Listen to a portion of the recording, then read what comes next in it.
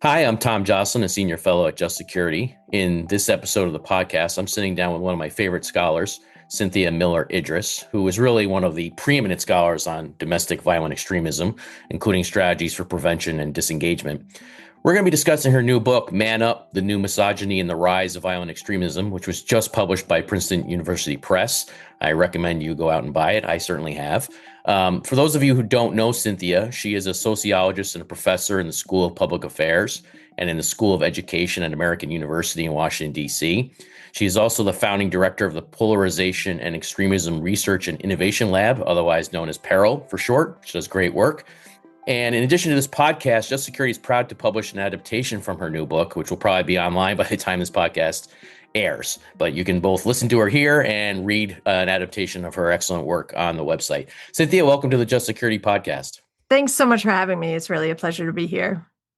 No, very pleased to have you. I mean, you've written on, just so the audience knows, I started launching a counter-extremism series at Just Security. We have a lot of pieces up already. I'm going to do a scene setter for the whole thing when a bunch of them are out. I haven't even written the intro yet.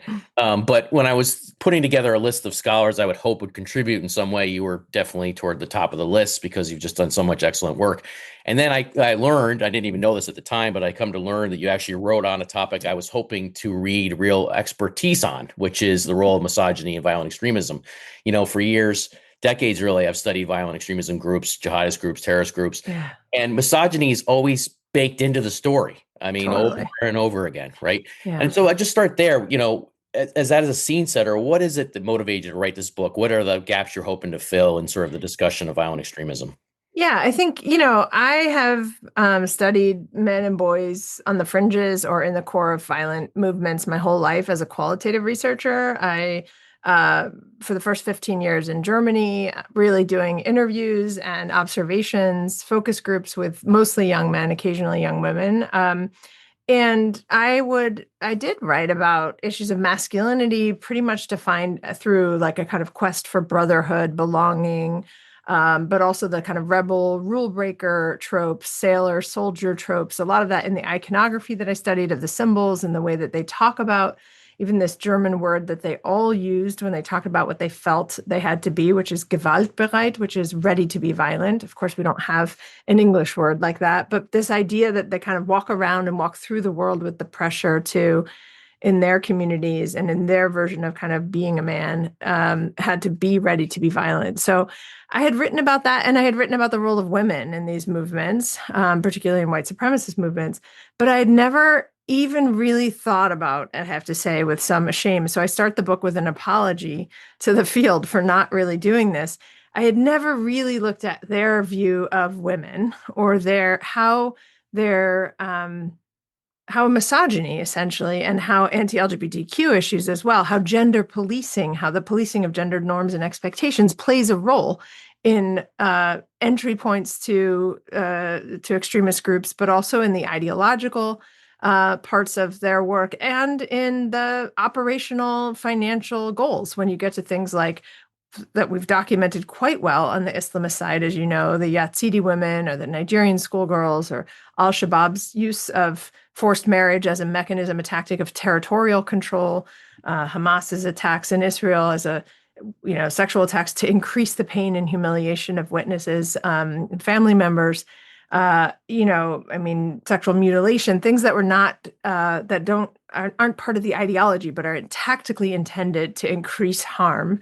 That has been pretty well documented for Islamist groups, but really not discussed very much on the white supremacist or domestic violent extremism side.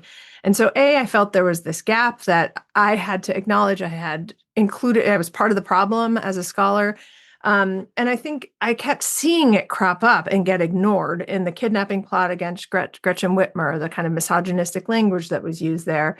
And then finally, when in 2021, after January 6th, the Biden administration released this new classification system about domestic violent extremism. It's not the only one, but it's the one that the government released at the time. And, gender, all extremisms motivated by gender, extremism, and religion were put into this catch-all category called all other extremisms. And I just felt so irritated. I thought, how are we actually going to get serious attention to this, to incels, to violent incels, to male supremacist attackers, or to the role of misogyny in mobilizing attackers, even when they target other groups, if it just gets dumped into this other category that doesn't get taken seriously then in terms of where we put resources in the FBI or where we hold hearings. And so I finally decided to pull together what we already know and make some arguments about what we should be knowing in the future in this book.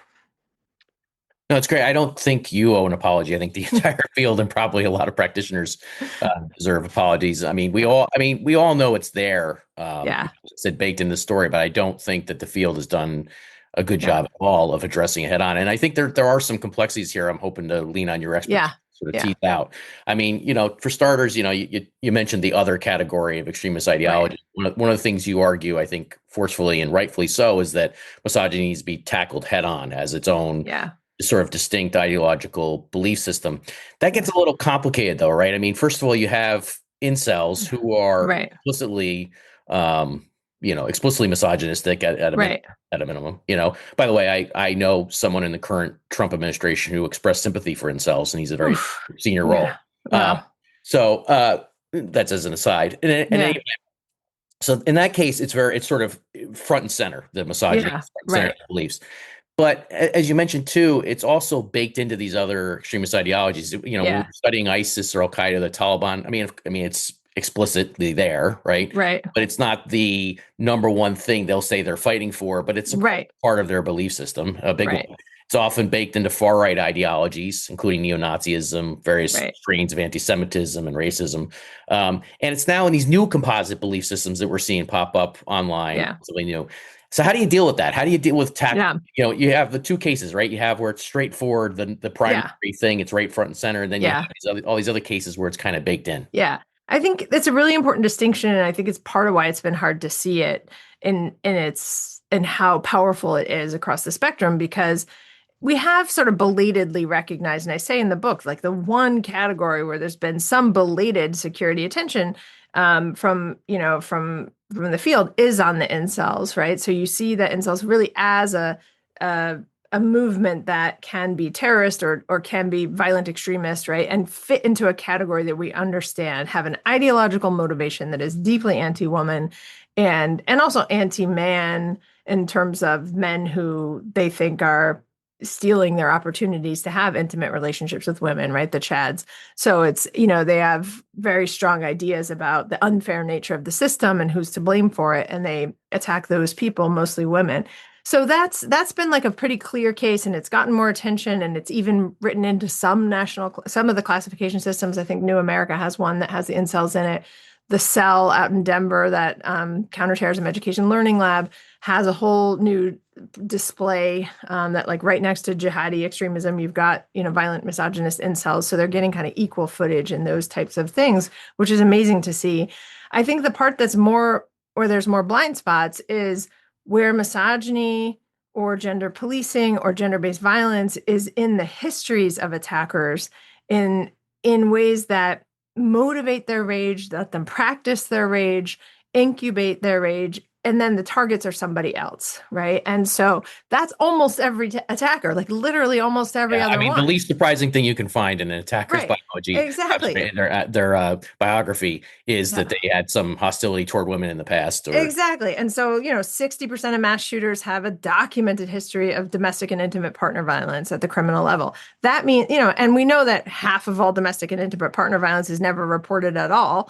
And, so it's 60% have that. And then that doesn't include things like stalking, harassment, rape threats, right? The kinds of things that the Uvalde shooter was doing. Or, we've got the Boston bombers, the Ariana Grande Manchester shooting, the bombing rather, the Parkland shooter, right? You have all these cases where there were praise for incels, or, in Germany, playing the so-called incel anthem, or peppering your manifesto with language that is anti-feminist, anti-woman, obsessing around birth rates. Of course, that's the demographic part of the Great Replacement. And then really lashing out against feminists for causing demographic change, and, all of that being part of the ideology, or part of the practicing, if you will, of violence that gets enacted and then later escalated. So I think that's the part that like we totally miss. And the data that shows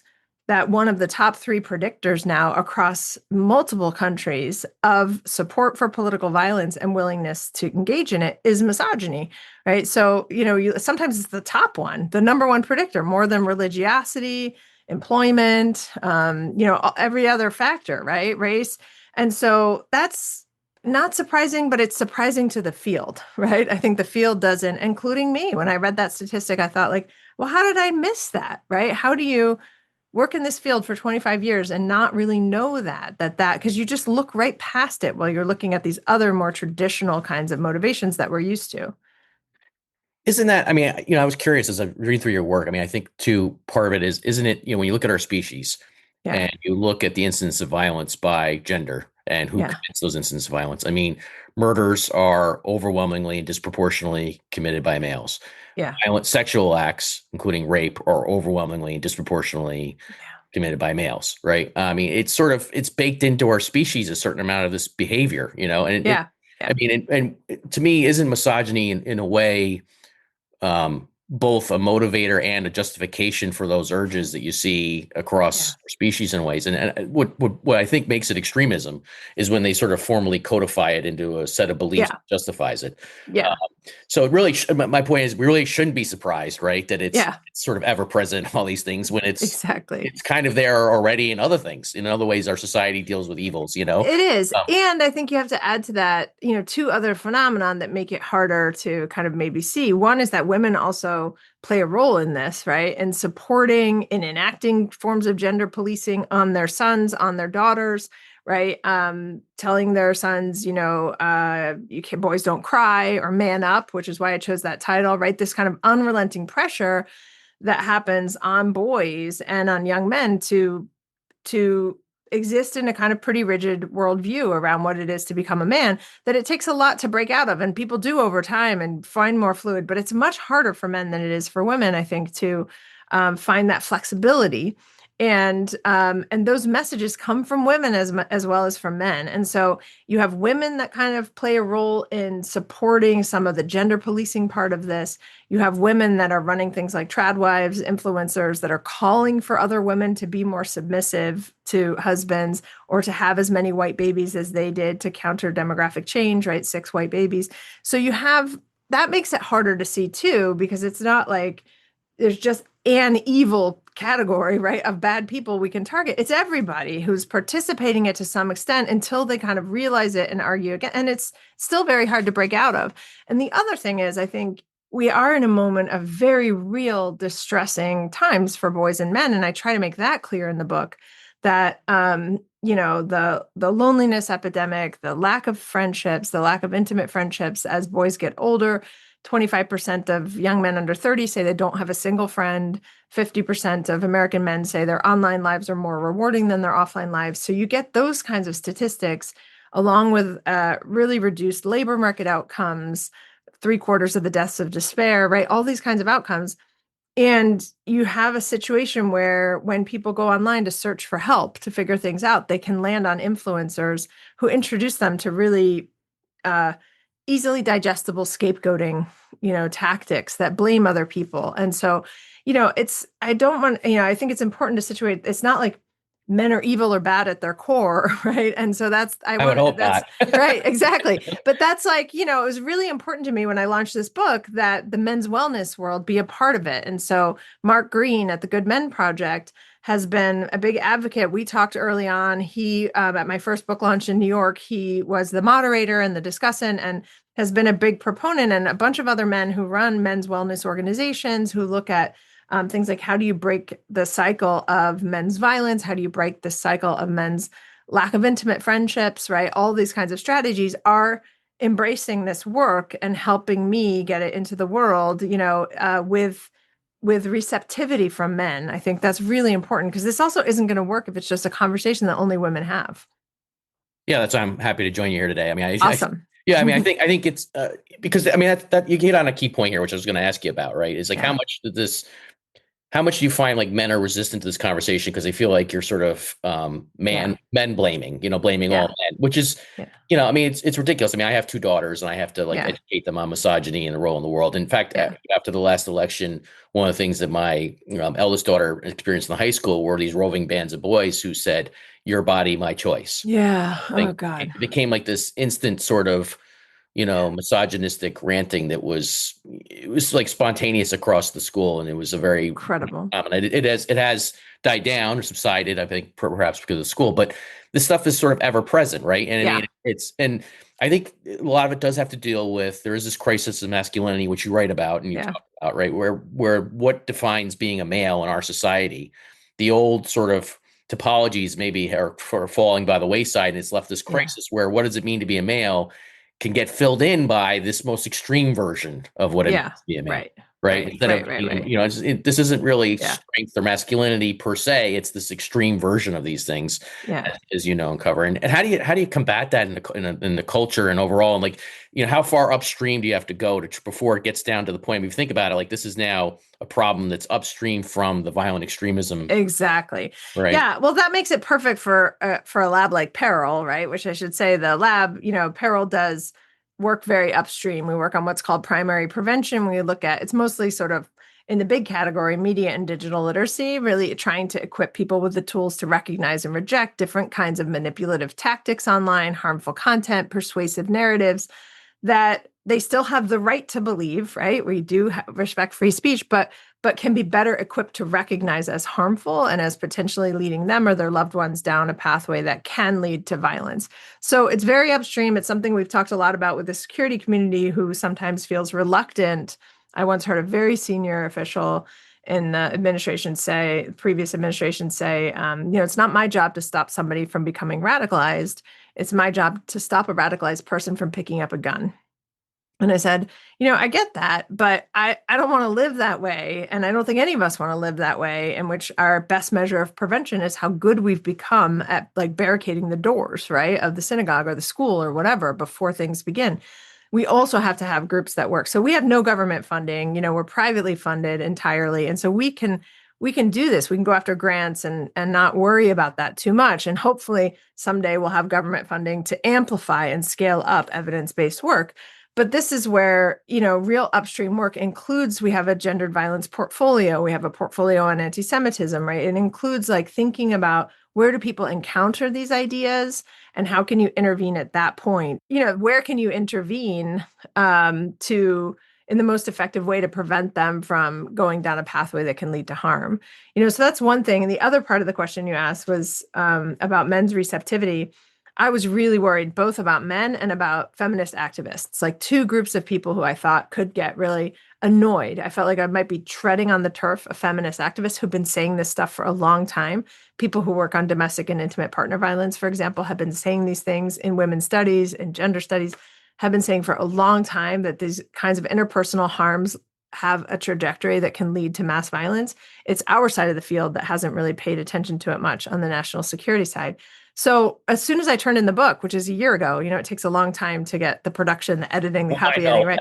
So I had a long lead time while we're getting through the copy editing and the page proofs and the art and all the marketing to have those conversations. So I had a couple dozen conversations and with the men's wellness world and with basically what I think of as like first generation, second generation feminists who are activists who are working out in the field, who run women's studies departments or who are working to run organizations to support women's equality or reduction of sex trafficking or gender-based violence.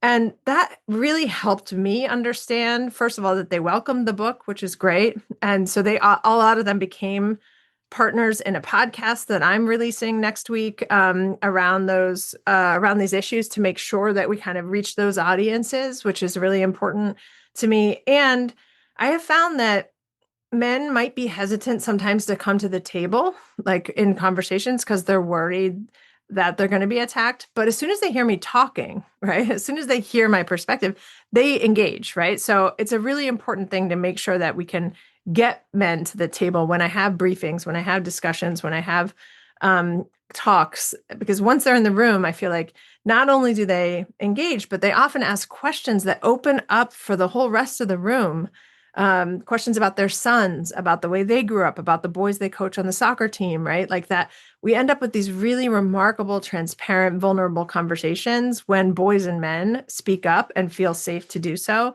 And that's been one of the best things about these conversations over the last couple of weeks, even. Yeah, I mean, isn't it to a large extent also up to men to define manhood and masculinity in a way that doesn't lead down these roads? I mean, aren't there plenty of Yeah, it well, is. But it's interesting. It's such a persistently hard cultural norm to break. So one of the studies I cite in the book that is, I think, probably my favorite study from all the research I did on the book was this study by Joel Middleman of high school boys. He's a sociologist too.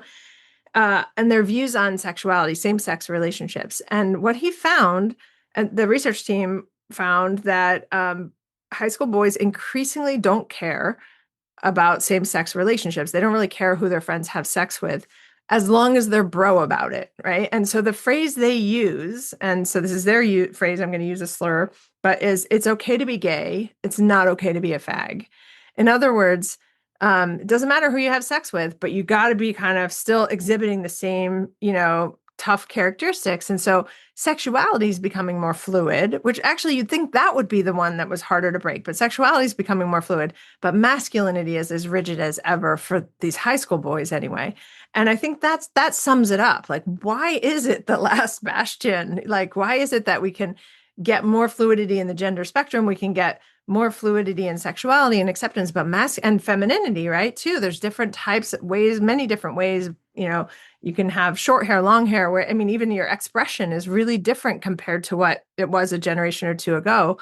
And, but not for boys. And not all boys, but a lot of boys really feel that kind of pressure. And I think that explains why Andrew Tate, who opened every video saying men are suffering and no one else will talk about it. That was the first thing he says in every video. Well, of course, people are going to, feel that when nobody else is acknowledging that. So, I think you can acknowledge it and hear it. And yes, it is up to men, but it's sort of, how do you make cultural change? You make cultural change in part by talking about these things and making these invisible boundaries more visible. I don't think that attitude you just expressed about high school boys is all that new. In fact, there Yeah, are right-wing extremists I know who are still in the game and have been in the game right. for decades who've had that attitude going back to the 70s, It's and incredible. it's an old attitude. Yeah, But amazing. you did hit on one thing too, and you've written about this as well, is that boys and men are not only the main perpetrators of violence, but they're also Yeah. victims in different ways Yeah. of this types of, and maybe you could talk about that for a second about how. Yeah, I mean, I think one of the things in talking to men, as I wrote this book too, I mean, it came up a lot, and I have a lot of guy friends, and I say that in the beginning of the book too. Like, I think that also helped. I've We're interviewed not all boys bad, and in other right, so like, right. I words. mean, Right. I have interviewed boys and men my whole life. My two best friends from high school are guys. I lived with 10 guys in college, with 4 women and 10 guys, like in a big house. I was on the cycling team when there were 50 men and 3 women. Like, I have been surrounded, and my husband for 30 years, my dad, my brother, right? Like, I have always had a lot of men in my life who were fantastic partners and friends, and still are. And I think I really enjoy that, those relationships, and feel bad for a kind of generation that has much more separation, as I've learned from teenagers, that they don't have very many mixed sex friendships or mixed gender friendships now. And I think that was something of my generation that was just really, and my mom's best two friends from high school were also men, right? And so, like, we visited them my whole life. I think that was much more common in previous generations, and something that we really are losing with these divides. And so, and one of the things I learned in talking with them, they were like, "Oh, you're writing a book on misogyny? Like, what in the world? Like, let's hear about it." And we'd start talking about it, and they would start talking about, like, these issues of not just the pressure that they feel to be ready to be violent if you're walking through an alley, or that you might have to be the one to stand up on a subway and protect, like someone else. There was a slight hypervigilance they feel sometimes to be ready to be called into action if needed. But also, a lot of them were bullied, or had abusive fathers, or had, were harmed in horrific ways by relatives, right? And so I think we sometimes overlook that boys and men, have also been victims and have suffered at the hands of other boys and men in fights, in bullying, in street fighting, in in being molested, in being abused in physical ways by angry or drunk fathers, and by older brothers and siblings and cousins, right? And so we talk a lot about the violence of boys and men on women, but I think that affects men too, and affects their anger in ways that we haven't really effectively addressed. One of the other things you've written about and cite studies on is the rise of misogyny online starting around 2011. Yeah, So yeah, just as by way of background, my grand unifying thesis for everything is that social media is destroying civilization. yeah, So, right. and I think it is. I Yeah, think it's been a horrible force, yeah, not just in the extremism world or counter extremism world, but across the whole landscape of society. And I think you can yeah, see that even this week as we're recording yeah, this episode. But how much there's been such a backlash to any kind of content moderation and yeah. backlash to any kind of norm, sort of attempt to establish norms and discourse on Hmm. social media. Yeah, It strikes me, and you write about how routine a lot of the misogyny is online. Is yeah, right. that Exactly. if you're a woman, you could see it in the way you're just people talk at you, men talk to you, and in social media, Yeah, the way they threaten you, the way they yeah, just kind of casually throw out things that if you said them face to face, it would yeah, be an yeah. internet threat. Right, right. Let's talk about that for a second and where you think we stand in terms of Yeah.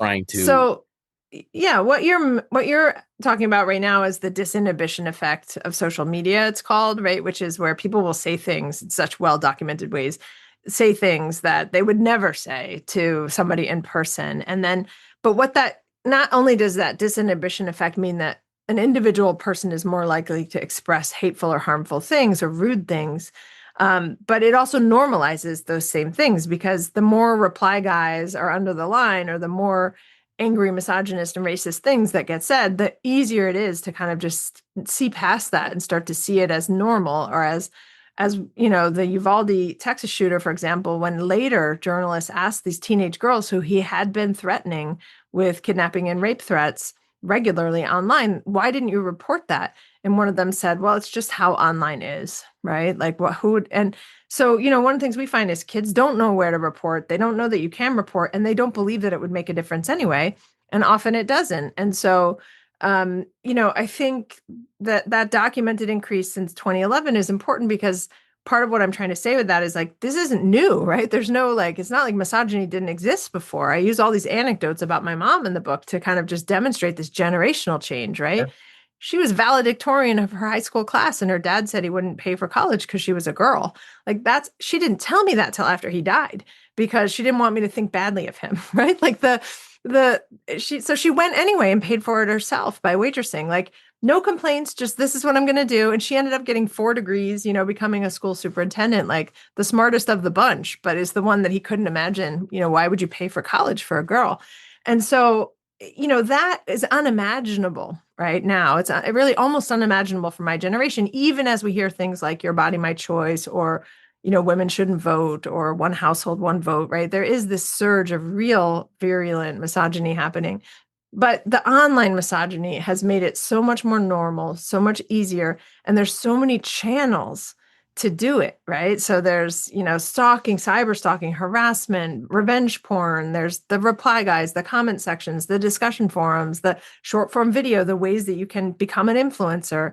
And then those influencers make more money if they're more salacious and more obnoxious, right? More provocative. And so that leads to more provocative performances that are outrageous, designed to induce outrage because that gets more followers and more engagement. So it's also the way the algorithms work and the way the monetization works on social media that fuels some of this because, it incentivizes it for profiteers who are living their lives now off of this and normalizes those same ideas at the same time. You brought up a topic which I was trying to figure out how to ask you about this Yeah. in a polite way, Yeah. but going down a very dark rabbit hole. But because you mentioned revenge porn, and Yeah. how much does online pornography play into Yeah. what you're documenting here as well? I mean, the Yeah. whole to inject just a little bit of humor into it because it is a Yeah. subject. I mean, you remember back to the Seinfeld episode where George Costanza is selling computers, and he says, Yes. he's selling computers because there's stock quotes in porn, right? I mean, Right. that's what the Exactly. internet really was at its origin, and really still a big part of what the internet is all about. And how much does that intersect that whole world? Yeah. And by the way, my colleague Danny Shulkin would want me to ask this question because Yeah. No, it's a great question. And it's yeah, something I often bring up with in talks to college students. And one of the things I love about it is that I say first, like, I'm going to say something really uncomfortable, and we're just going to lean into an uncomfortable conversation. And ask me anything you want, and then we'll have this conversation. And I'll tell you, every time the people who approach the podium first afterward are boys and young men, and they're like, I want to talk about this. Nobody ever lets us talk about this or gives us a space to talk about it. So I think, and there's an episode in the podcast that's coming out with an expert on sex trafficking that talks about the research on porn and why it's problematic now in a whole sort of different way. And part of what's happened is that since the 1970s, in a really documented way, porn has become much more violent, right? And it's much more violent for all kinds of reasons that have to do with what it takes to get people to keep watching it. And that has led to a bunch of outcomes like choking behaviors in college that are now over half of women report having happened to them in an unwanted way, unexpectedly during sex. And their partners, in some cases, say things like, well, they thought that's what they were supposed to do. So it's become this like substitute for sex education. And there's a misunderstanding, I think, of what healthy relationships and intimacy looks like. Not to say that you can't decide to do that in a consensual way, a mutually consensual way. But when we're talking about more than half of women saying this happened to them and they didn't expect it, that's a different story. So like the UK what's the has, age range on that? On the that's more college age women. Yeah. wow, And so the that's a stunning UK, statistic. I mean, that's yeah, just it's stunning, right? And yeah, so I mean, that's just crazy. the UK has now banned the use of choking, asphyxiation in porn online for that reason, and also because it's associated with behaviors that are harmful, and stroke rates are up in women under the age of 40 who have blacked out, and that's true here too. They're up some significant percentage of women under the age of 40 now are having strokes.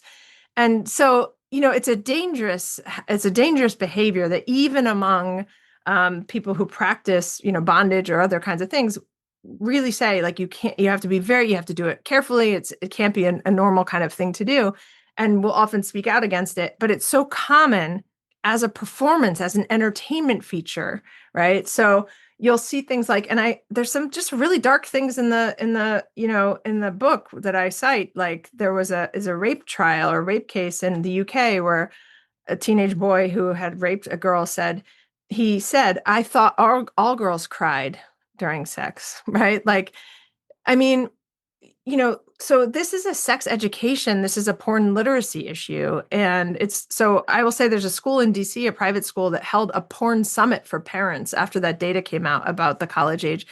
And it was super uncomfortable. I went to it out of interest. And so I was like, and it was really uncomfortable, and everybody, but like that's the kind of thing that normalizes violent behaviors, not out of any animosity or harm, but just because it seems like that's what's supposed to happen. And that I think See has, monkey do. yeah, right. And it's led to real, also continued gender divides, right? So, and a whole generation that frankly has also statistically much less sex than previous generations, right? And I think part of that is like, it doesn't look all that, appealing for a lot of people, especially women. And so I think there's a lot of things like that are internet related, social media related, I think it's one of our clearest examples of where consumption of violent content has a demonstrated link to violent behaviors that are harmful in the real world, right? Both through the normalization and through now suddenly an expectation that's what you're supposed to do. I mean, just from listening to you speak, I mean, so much of this seems to me not about just what the government can do in this regard, which Totally. I don't think now the government's going to do much of anything anyway. Right. Yeah. But it's not. It really is a societal or civilization, a matter of civilization, really, in terms of Yeah. how we approach these things, and how do we have education on them to try and roll back these worst trends. Yes. If you had like three recommendations or however many, I mean, I don't put a number on it. Yeah. What do you in the book? What are your main recommendations for going forward to tackle these issues and to try and unwind some of the Mhm. upstream causal factors that we've addressed here? Yeah, one, I think anyone who has a young person in their life should have as often and as normalizing as possible, like open and curious conversations without judgment or shame about what they're seeing online and putting the kids and teenagers in the position of the experts who are teaching older adults about it. And I'll tell you again, in these podcasts, there's five young people in the podcast, four, who are between the ages of 17 and 20. And I ask them in each episode, what do they think parents should know about their online lives that they don't know? That was like some of the most mind blowing. That was amazing, right? To hear what they said, and they have great ideas, right? So one of them said, I think that adults don't understand like how much of the content on your kid's feed is not something they signed up for. And of course, that's a logical thing. You think of how much promoted and recommended content is coming to you. But so parents have been taught, see who your kid subscribes to, follow them on Instagram so you can see who they're following. But if 90% of the content coming across their feed is not from people they follow anyway, and then they hover over one of those promoted videos or recommended videos or advertisements, and that takes them down other rabbit holes, that's something that people don't understand, I think. So I think talking openly and honestly and as often as possible in the carpool and the soccer team, like every adult in the life of a young person can do this. And if you can learn to do it without judgment, I find kids really want to talk about it. They really, I mean, at the end of one of those podcast interviews, this 20-year-old young man thanked me. We talked an extra hour, than we were supposed to because it was so fascinating. And at the end, he said, "Thank you so much. Like, I never get to talk about this stuff. Nobody's ever asked me these questions." Right. And they're just hungry for the opportunity, I think, to think about it. The second thing is, I think, you know, really paying more attention in the field to the documented relationship between gender-based harms, gender-based violence, misogyny, and the trajectory to violent extremism to understand them as red flags and warning signs, not for reporting mechanisms necessarily, right? Not like, oh, everyone, I mean, domestic violence should be taken seriously no matter what, but it doesn't mean that like everyone who is arrested for domestic violence gets put in a database that means they're a potential terrorist, right? I don't want to escalate that kind of thing. But I do think that means that developing interventions that reduce violence at the earlier ends, in school, that reduce violent behaviors, that reduce misogynistic beliefs, are going to help reduce school shootings, are going to help reduce mass shootings, the kinds of things that we have come so accustomed to dealing with every single day that almost always have a root and a relationship in some way to gender-based harms. So those are two of the things I think, investing in media literacy in general, to be more skeptical of the content that you consume, that your kids consume. I think continuing to advocate wherever you can for tech company accountability, and just calling it out, even though I don't think we're going to get it. It still has to be said. I often say, like, you have to say it, but I don't want to wait around for that world, right? I think we're in a world now where tech companies have accepted that they will have to pay fines in countries that have put restrictions on them, and they just pay the fines. It's more profitable for them to pay the fines than it is for them to change their policies and to actually enforce them. And they're rolling back some of those policies. We're in a moment where misogyny used to be, considered under the hate policies of something like Meta, and is no longer, right? And so it still is, I think, under TikTok, although these things are changing all the time. So we're seeing that kind of roll back. Yeah, I think those are the things, like speak up, pay attention to what your kids are watching, and open up conversations that are widespread. And then for the field on the violent end, really paying attention to the gender-based harms and the role of that trajectory.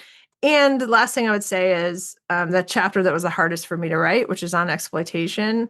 We have really ignored the organized neo-Nazi white supremacist groups' use of sexual trafficking as an operational tactic and as a profit motive and a financial kind of tactic. Even though we pay attention to that for Islamist groups quite well, we ignore it, even though, a journalist turned over lots of notes to me on one of these stories where you could see in the affidavits, these guys are arrested for drug trafficking, weapons trafficking, and racketeering charges. Almost always, it's that cluster. And the DEA has said where there's drug trafficking, there's sex trafficking. They're almost always together. And it's like 97% overlap or something, like inextricably linked is the phrase they use. And so you'll see things like in California a couple of years ago, last year, when 63 neo-Nazi ring was broken up, like an Aryan Brotherhood type ring. It was a different version of it. And, they arrested, of course, on racketeering, drug trafficking, weapons trafficking charges. And there's one little line in the media coverage that said the hostage negotiation team was also on hand to assist. That's all it said, right? Like, who do you think the hostages were, right? Let's have a conversation about this. So it's totally invisible. So I've been talking to AG's offices, attorney general's offices, about what it would take to add an enhancement charge just to make the data visible, right? Just to show that this is happening. Even I understand they're not going to get more years in prison by adding those charges and that there are vulnerable victims, but we can't even as a field talk about it. If it's so invisible, we just say the hostage negotiation team was on hand to assist and don't actually say what was happening there because no criminal charges are filed. So I think that's part of what the field has to understand is that these operational goals as a tactic of terrorism are happening here too in the exploitation of women and children, child sexual abuse material as well. Yeah, I mean, one of the reasons why I was drawn to this topic and to your work on it is because, I've been sort of obsessed with the idea that there is not this big gap between nonviolent extremism and violent extremism. Right. Field tends to talk about violent extremism. And a lot of times, the growth of nonviolent extremism obviously also creates a larger pool for violent extremists. Yeah, And, exactly. right. And as these ideas and as these extremist ideas gain currency online or elsewhere, we run into these types of societal problems. And I don't think that I can't think of a better topic other than misogyny and your work on it to try and start tackling that there isn't really a gap. These are really extremism is extremism, whether it turns violent or not.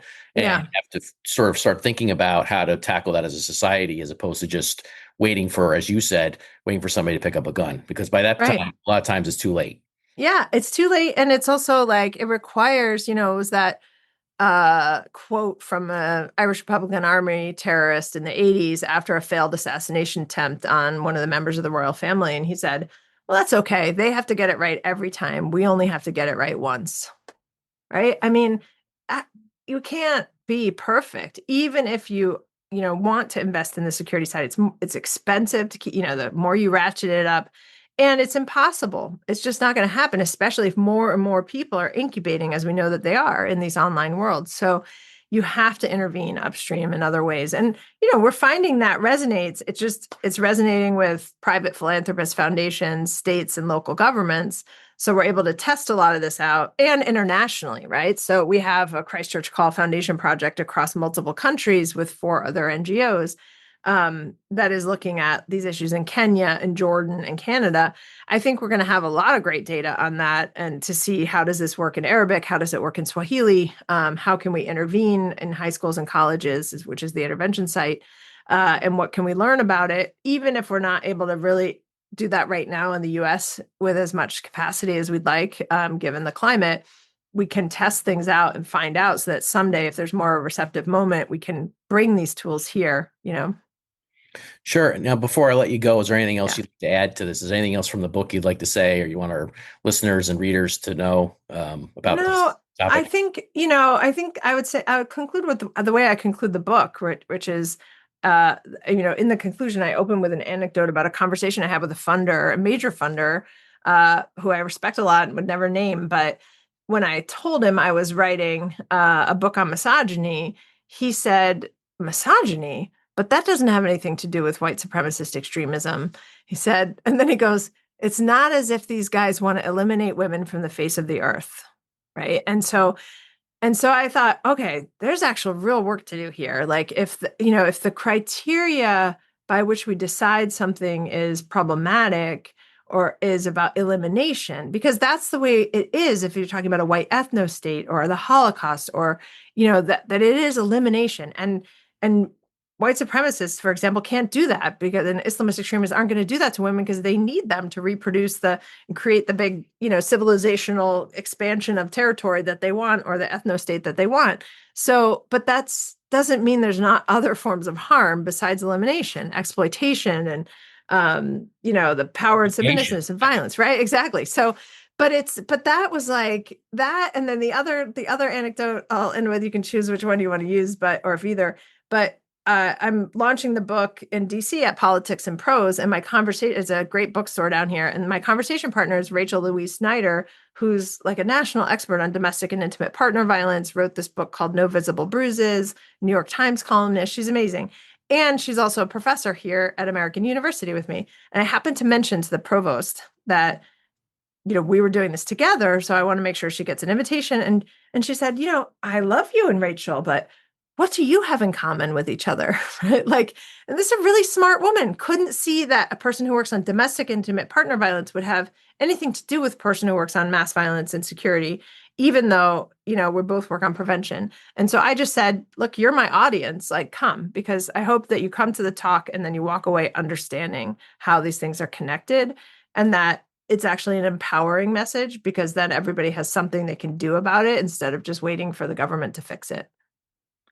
I can't say anything better than that. So on that note, I'll end. This episode has been hosted by me, Tom Joscelyn. I'm a senior fellow at Just Security and produced by Isaac Rubenstein. Special thanks to Cynthia Miller-Idriss. If you heard her here, this is why I'm a big fan of her work. You can hear her. I could talk to her for hours, and I'm sure you can listen to her for hours, but we won't hold her up any longer. Thanks, Tom. You can read all of Just Security's coverage of counter extremism on our website. If you enjoyed this episode, please give us a 5-star rating on Apple Podcasts or wherever you listen to your shows. Thank you so much.